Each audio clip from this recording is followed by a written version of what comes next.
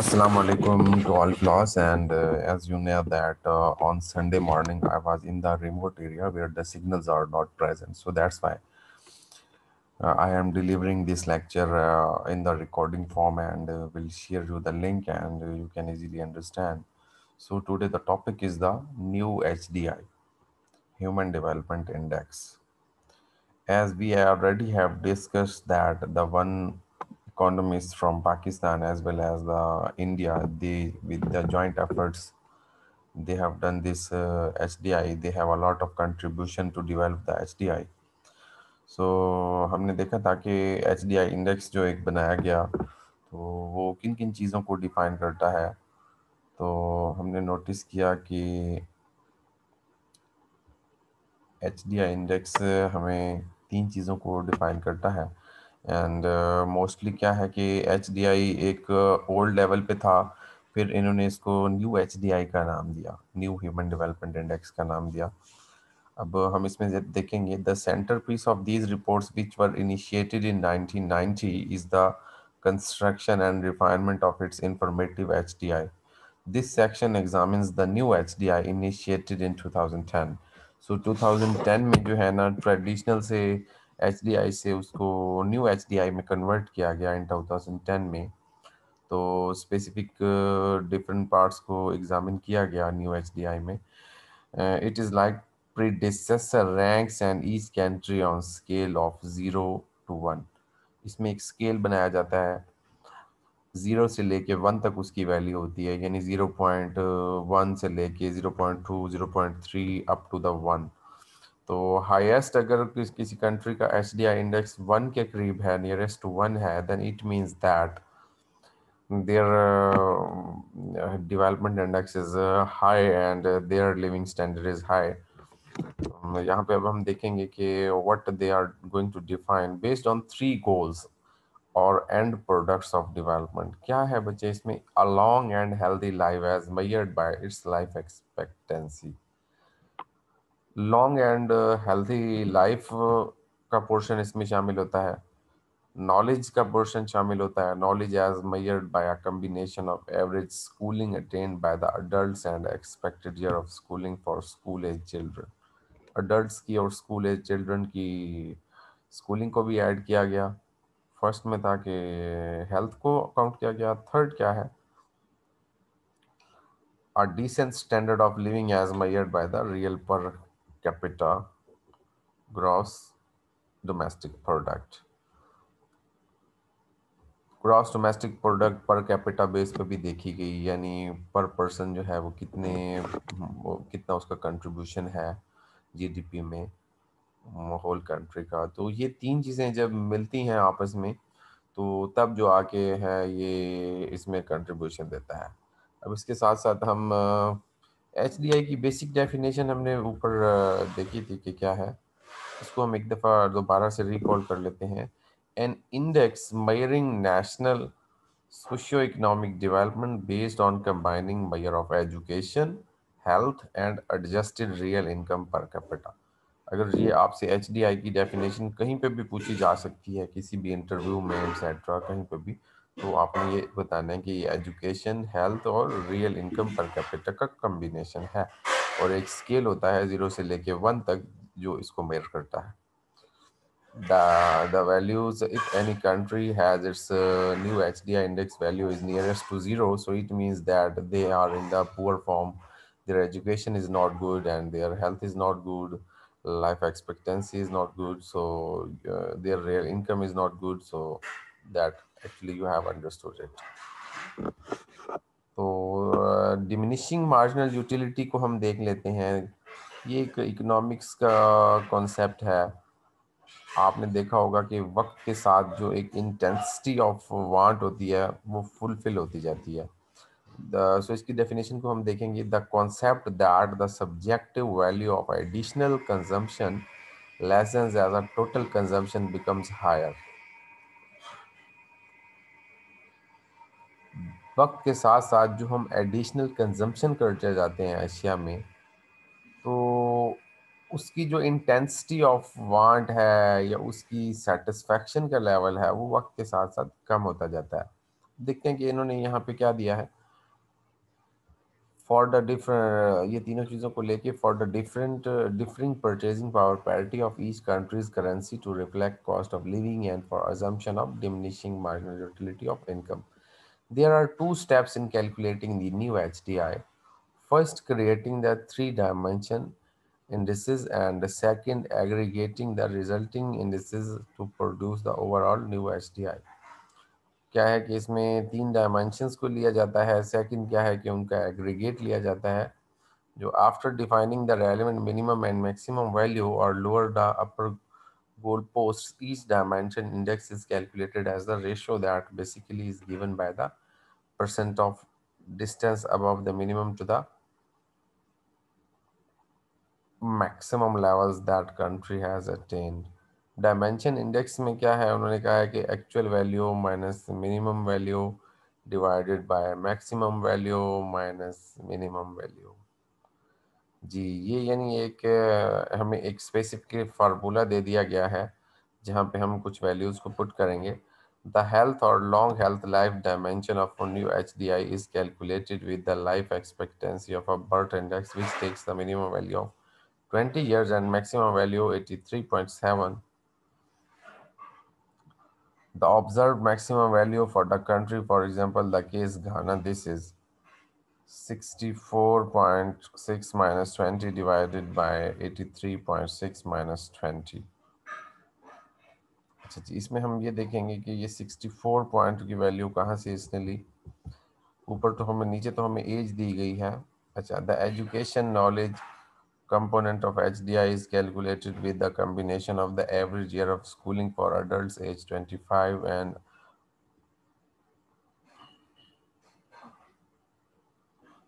older and expected year of schooling for the school age child now entering school. As explained by the UNDP, these indicators are normalized using a minimum value of 0 and maximum value are set to actual observed maximum value of mean year of schooling from the countries in the time series 1981 2012, which is 13.3 years estimated for United States in 2010 for Ghana. अच्छा, फिलहाल जो है ना आप, ये basically क्या है कि बेसिकली थ्री डायमेंशंस जो है ना उसका, ये एक्चुअली एक इंडेक्स क्रिएट करने का मेथड बताया गया है। ठीक है, आप फिलहाल फॉर द टाइम बीइंग, लाजमी नहीं है कि आपको इंडेक्स बनाना आना चाहिए। For the time being you can leave this and इसमें कुछ फार्मूलाज हैं, मेरे लिए तो बहुत इजी हैं, ये हमने बाकायदा तौर पे इंडेक्स बनाया हुआ है, आप इसको डीपली भी स्टडी कर सकते हैं। देखिए, इन्होंने थ्री डायमेंशंस में एक इंडेक्स की वैल्यू का जो पोर्शन जो उसमें कंट्रीब्यूशन देगा उसको मालूम किया हुआ है अपने डिफरेंट फिगर्स के साथ। यानी लाइफ एक्सपेक्टेंसी का इंडेक्स जो है वो 0.7 आ गया, और यहाँ पे क्या है कि एजुकेशन के पर्सपेक्टिव से जो इंडेक्स में वैल्यू आएगी वो 0.7 आएगी। फिर इसके बाद जो है ना, नेक्स्ट भी इन्होंने स्कूलिंग की वैल्यू शायद निकाली है गाना में, और रियल इनकम का भी इंडेक्स इन्होंने बाकायदा तौर पर बनाया हुआ है। फिर इसको जब इसकी एग्रीगेट वैल्यू निकाली जाएगी तो वो एक एच डी आई इंडेक्स का पार्ट होगा। फॉर द टाइम बिंग ये इंडेक्स को क्रिएट करना, इंडेक्स बनाना एक स्पेसिफिक मैथडोलॉजी है, और डिफरेंट मैथडोलॉजीज जो हैं डिफरेंट इकोनॉमिस्ट दे चुके हैं इसको क्रिएट करने में।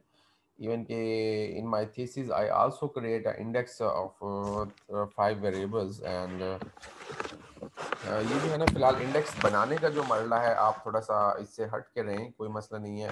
फॉर द टाइम बिंग आप वक्त के साथ साथ इसको लर्न करेंगे, और ये स्पेसिफिक कुछ फार्मूलाज होते हैं। इसके अलावा भी आपको मटेरियल मिल जाएगा कि how to create the index, index कैसे बनाया जाता है। आजकल तो जदीद सॉफ्टवेयर्स आ गए हैं, ई व्यूज़ है, SPSS है, उसमें प्रिंसिपल कंपोनेंट एनालिसिस यूज़ करते हुए भी इंडेक्स बनाया जाता है।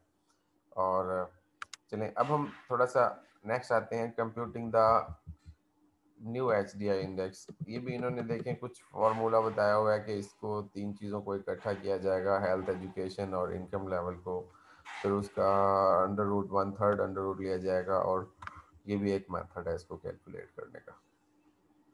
देखिए, इन्होंने जो वैल्यूज़ निकाली उसको फिर वेरियस फार्मूलाज को यूज़ करते हुए एक इंडेक्स निकाला। मैंने आपको जो बात बताई है, हमारा मकसद क्या है कि 0 से लेके 1 तक इसकी वैल्यू आएगी। इसको अंडरस्टैंड करना है कि जो कंट्री वक्त के 1 के करीब होगा, that is actually having the more values, and they have the living standard high, and they have education level high if these values are near to the 1।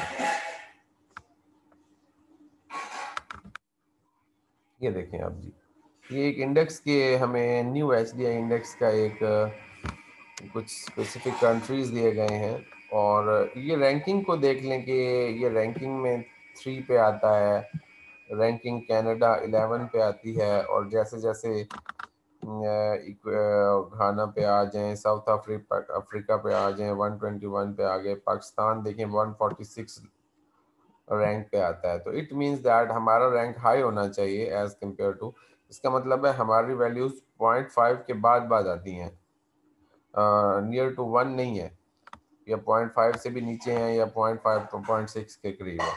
आप मज़ीद जो है ना गूगल भी कर सकते हैं कि 2020 में हमारा एच डी आई इंडेक्स में क्या वैल्यूज़ हमारी आती हैं, वो आपको बाकायदा तौर पर बता दी जाएंगी।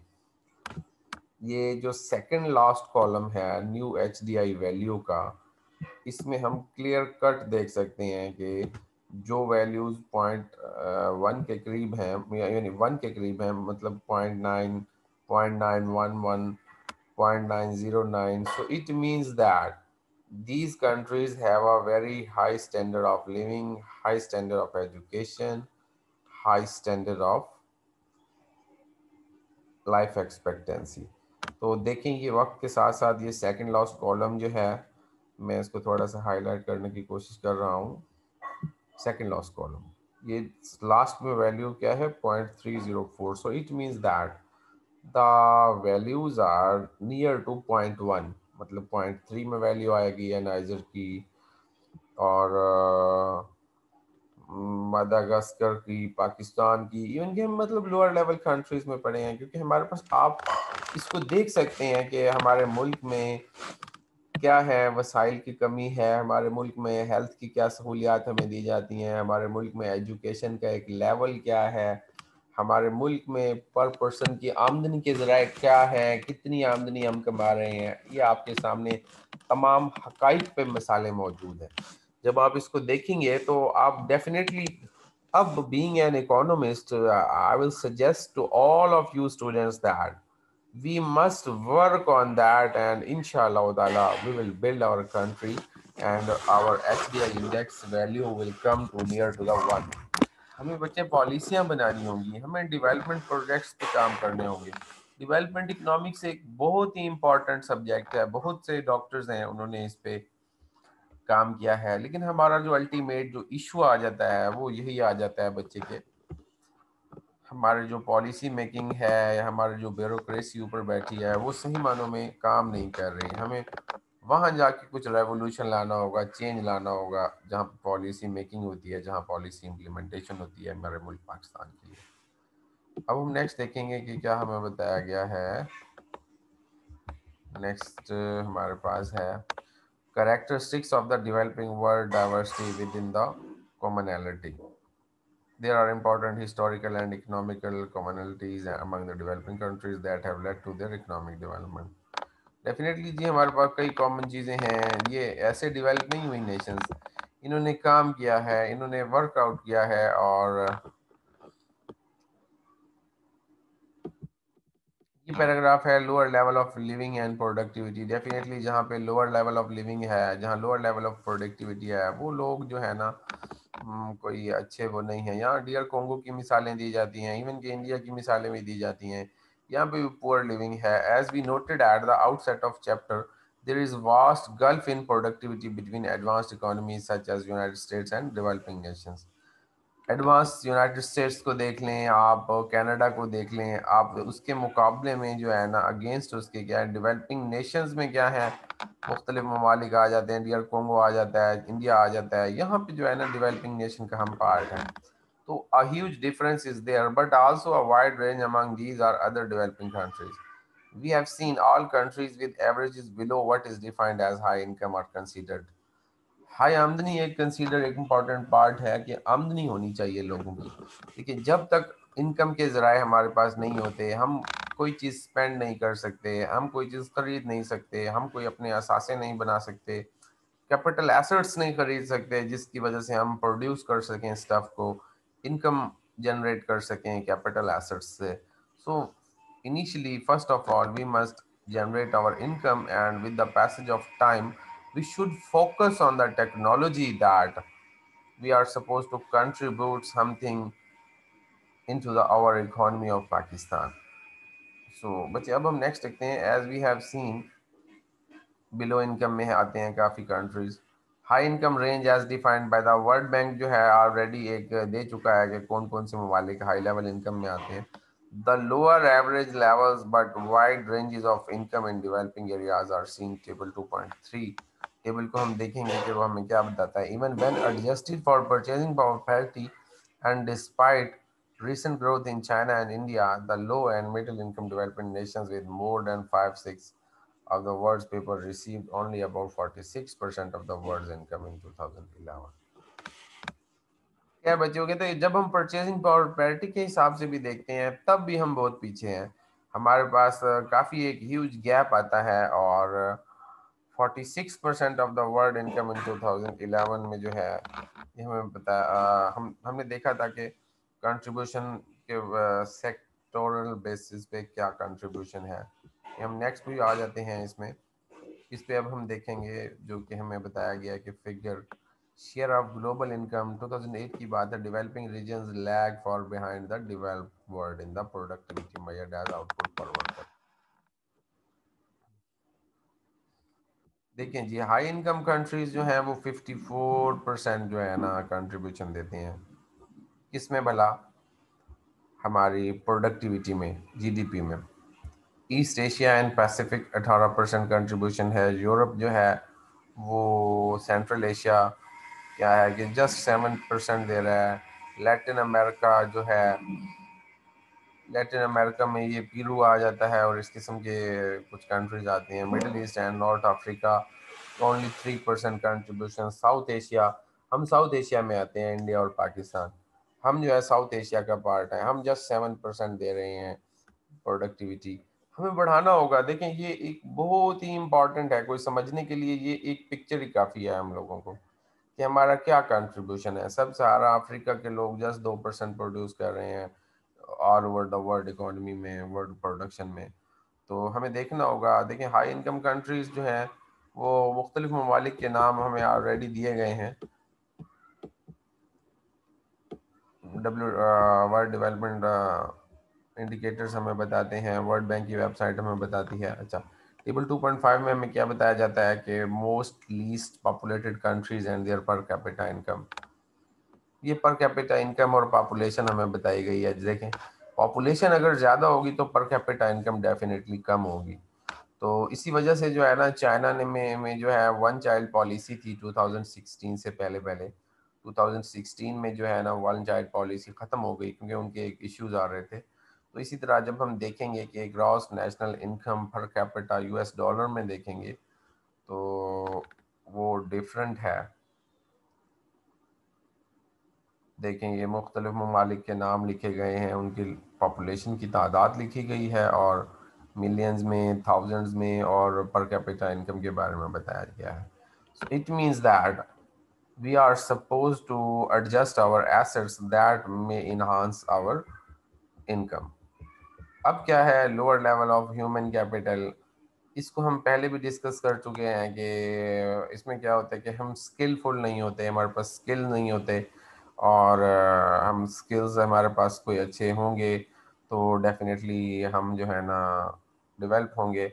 इसके अलावा यहाँ हमें मोरालिटी रेट बताया गया है कि ये मोरालिटी रेट जहाँ पे देखें बच्चों की डेथ हो जाती है, वो क्या है बच्चे जो देखें लो लो लेवल इनकम में लोग आते हैं। ये फर्स्ट कॉलम में हम देखें, फर्स्ट बार में देखें तो लो लेवल इनकम के लोग जो हैं वो काफ़ी डेथ्स हैं इन लाइव बर्थ में, 1000 बर्थ में। अगर हाई इनकम है हमारे पास तो उनके यहाँ जो है ना डेथ रेट का कम है क्योंकि वो अपने वसाइल को मैनेज कर लेते हैं। सो इट मीन्स आमदनी का डायरेक्ट रिलेशनशिप है डेथ्स के साथ, मॉरलिटी रेट के साथ। सो हमें इस चीज़ को देखना होगा और अपने वसाइल को बेहतर करना होगा।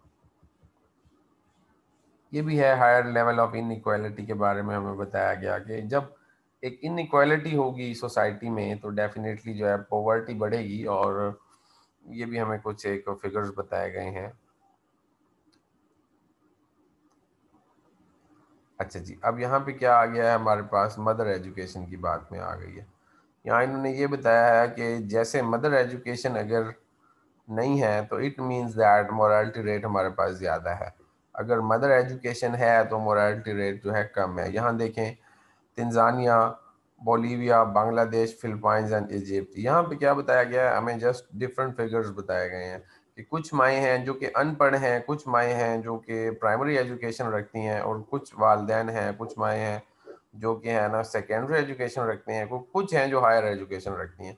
सो इट मीन्स दैट जिनके यहाँ एजुकेशन ज़्यादा है वो अपने बच्चों की टेक केयर ज़्यादा करते हैं और वहाँ डेथ रेट कम पाया जाता है। तो इसके साथ साथ आमदनी के साथ साथ एक मोरालिटी रेट का जो हमारे पास एक हमारे रिलेशनशिप देखा आपने लास्ट फिगर में। अब इस फिगर में हम क्या देख रहे हैं कि हमें मोरालिटी रेट का ताल्लुक डायरेक्ट एजुकेशन से भी है। देखिए ऊपर आमदनी का लेवल आ गया, नीचे अब एजुकेशन का आ गया। वो जो एचडीआई इंडेक्स में जो तीन चीजें हैं अब उसको मोरालिटी के साथ कंपेयर किया गया है। ये पर पॉवर्टी की बात की है, एक फिगर हमें बताई गई है, आपने इसको देखना है। और हायर पॉपुलेशन ग्रोथ रेट की बात की गई है, इसको भी आप खुद पढ़िएगा, और बड़ी सिंपल सी स्टफ है। और इंशाल्लाह ताला जो है ना, you are suppose to read by your self up to the this chapter, और हम देखेंगे मजीद के इसमें क्या इंपॉर्टेंट स्टफ है। और अब हम नेक्स्ट लेक्चर में जो है ना इंशाल्लाह आप मुझसे ये डिस्कस भी कर सकते हैं नेक्स्ट लेक्चर में, जो जो चीज़ें आपको आज के दिन में समझ ना आई हों। ये थोड़ा क्योंकि एक रिकॉर्डिंग लेक्चर है हमारा first time, I am sending you the recording lecture just because of the signal issues in our area, just for this, for the time being, just for today. And later inshallah ta'ala our Zoom classes will be conducted, and if you have any question about this lecture, inshallah ta'ala we will discuss at initially in our next lecture. हम अपने next lecture में जो आपके मसाइल हैं इसको discuss किया जाएगा इंशाल्लाह ताला।